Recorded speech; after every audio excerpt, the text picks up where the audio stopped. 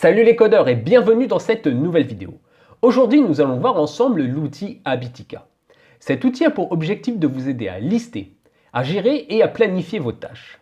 Mais c'est fait de manière un petit peu particulière, vous allez voir.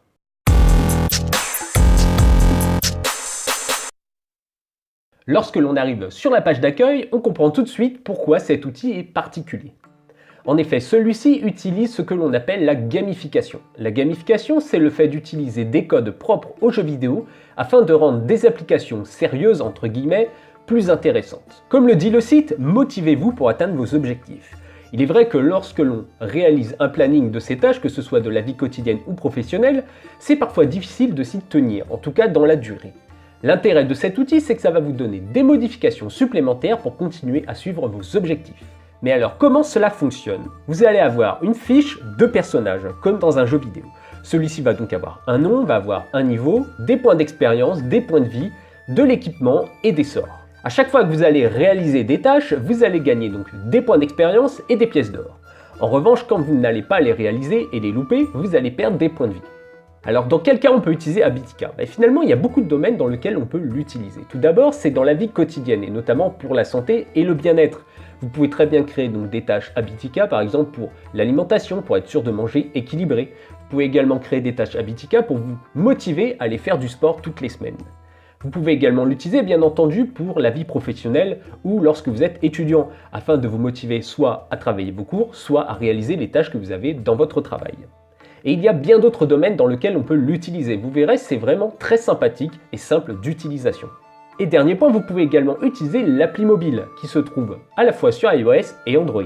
Pour commencer, bien entendu, il faut se créer un compte. Pour cela, vous pouvez retourner en haut de la page et rentrer les différentes informations vous concernant. Vous faites ensuite inscrivez-vous.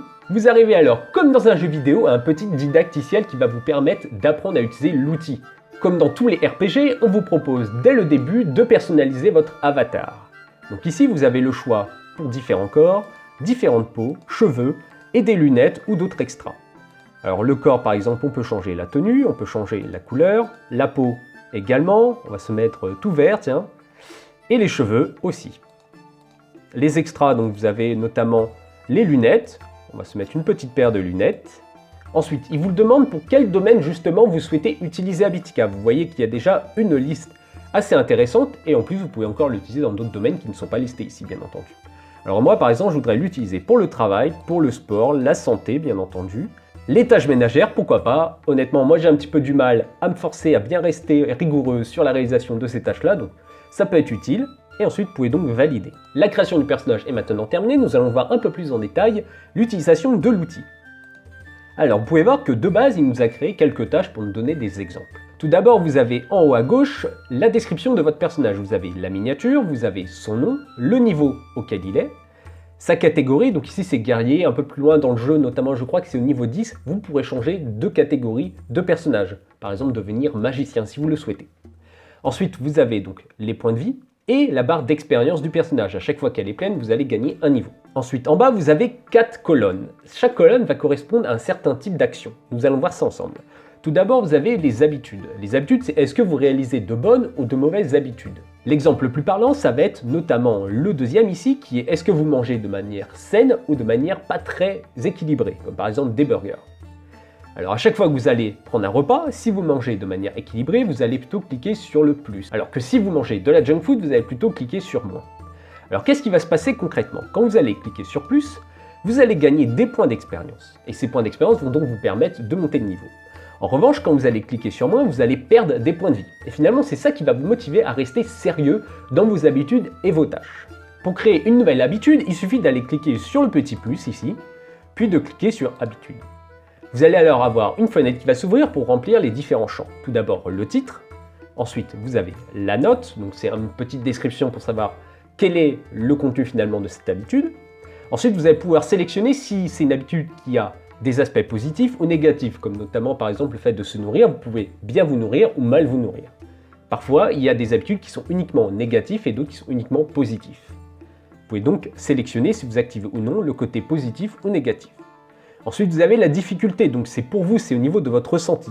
Est-ce que c'est difficile ou non de réaliser cette habitude? Par exemple, le fait de manger équilibré ou non, est-ce que c'est quelque chose de difficile pour vous? Par exemple, pour moi, je suis plutôt assez gourmand, donc c'est difficile de rester sur de l'alimentation qui est plutôt saine. Donc on va mettre ici plutôt moyen. Ensuite, vous avez l'étiquette. Donc l'étiquette, ça va être par exemple pour ranger par différentes catégories les habitudes et les tâches que vous allez réaliser. Si on parle bien sûr de l'alimentation, ça va être la santé et le bien-être.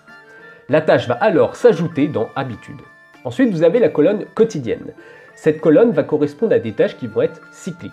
Donc ce n'est pas forcément des tâches qui vont être à faire tous les jours, mais avec une fréquence donnée que vous allez pouvoir paramétrer. Nous allons voir ça justement, nous allons faire créer, ajouter une nouvelle quotidienne, et ici nous allons donc pareil pouvoir taper le titre, la description. Vous allez également pouvoir ajouter différentes étapes, par exemple ici, étape 1, étape 2. Ça va vous permettre de subdiviser finalement la tâche à réaliser. Ensuite, toujours la difficulté. Cette fois-ci, vous pouvez également mettre donc une date de début pour commencer justement le cycle. Ensuite, vous pouvez mettre justement la répétition. Est-ce que c'est une tâche qui est quotidienne, hebdomadaire, mensuelle, annuelle? On va laisser hebdomadaire. Vous pouvez mettre également tous les combien de jours vous souhaitez répéter la chose. Et ensuite, choisir les jours auxquels vous voulez que cette tâche soit active. Par exemple, je pourrais faire une tâche pour réaliser du sport 2 fois dans la semaine. Je vais mettre donc comme titre sport. Et je vais mettre donc aller faire du sport par exemple le dimanche et le mercredi uniquement. Et dans l'étiquette, bien sûr, je vais choisir santé et bien-être. Je referme et j'enregistre donc cette nouvelle tâche. On peut voir qu'elle s'ajoute ici. Et vous pouvez voir justement les différents steps qui viennent s'ajouter. On peut donc les cocher pour dire qu'on les a réalisés. Et bien sûr, cocher la tâche dans sa globalité pour la valider. Et à ce moment-là, gagner de l'expérience et des pièces d'or comme toujours. Ensuite, vous avez la colonne à faire. Cette fois-ci, ça va être des tâches qui vont être one shot, que l'on va faire une seule fois. Si l'on clique sur ajouter une nouvelle tâche et mettre une tâche à faire, on a alors une nouvelle fenêtre qui s'ouvre pour rentrer les différentes informations. Cette fois-ci, je vais créer une tâche qui va s'appeler créer la vidéo pour Habitica. Voilà. Donc c'est la vidéo que je tourne en ce moment. C'est une tâche qui va me demander donc de faire le tournage, également le montage de la vidéo et enfin la mise en ligne. Voilà, j'ai donc mes sous-tâches à réaliser pour réaliser cette tâche dans sa globalité. Ensuite, la difficulté, donc on va mettre plutôt moyen, car ça prend quand même un petit peu de temps. Ensuite, la date butoir, donc je vais mettre par exemple demain. Vous cliquez donc sur le calendrier, vous pouvez sélectionner une date. Et enfin, l'étiquette, on va mettre travailler. Et on fait enregistrer.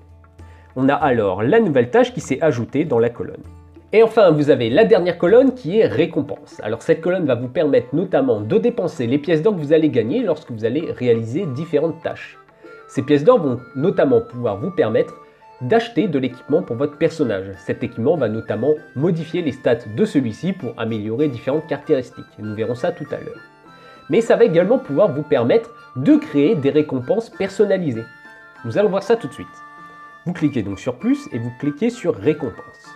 Encore une fois, vous avez une fenêtre qui s'ouvre pour rentrer différentes informations. Alors à quoi sert finalement une récompense personnalisée? Ça va vous permettre de mettre autre chose que de l'équipement virtuel pour vos récompenses. Par exemple, moi je suis gourmand et si je souhaite faire un régime, je vais donc mettre différentes tâches pour réaliser ce régime. Mais parfois, c'est toujours sympa de se faire un petit plaisir. Par exemple, un resto que l'on aime. Moi j'aime beaucoup la nourriture japonaise, je pourrais très bien mettre resto Jap.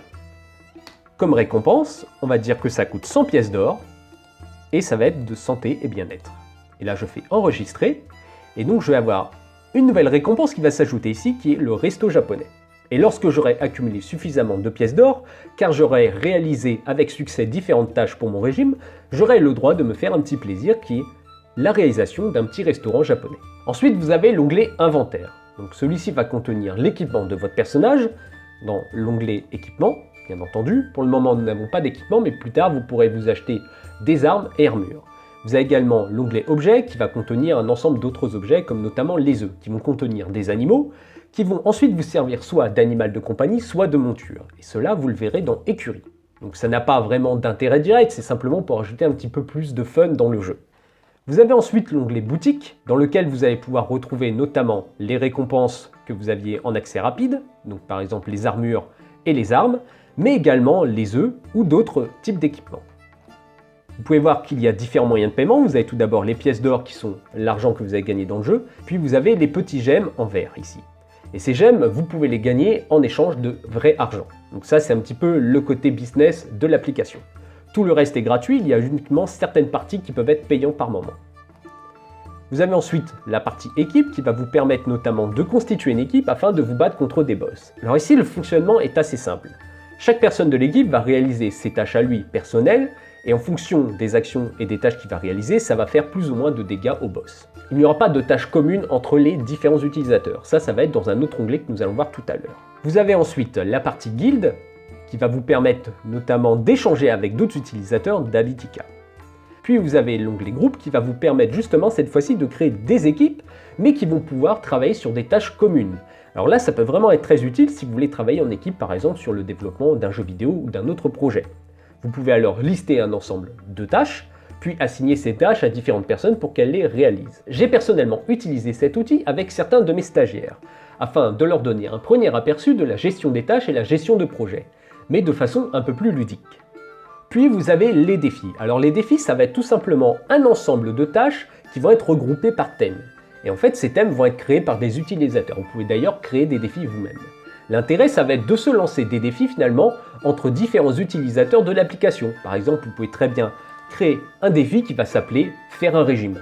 Et dans celui-ci, vous allez lister un ensemble de tâches pour justement réaliser ce défi.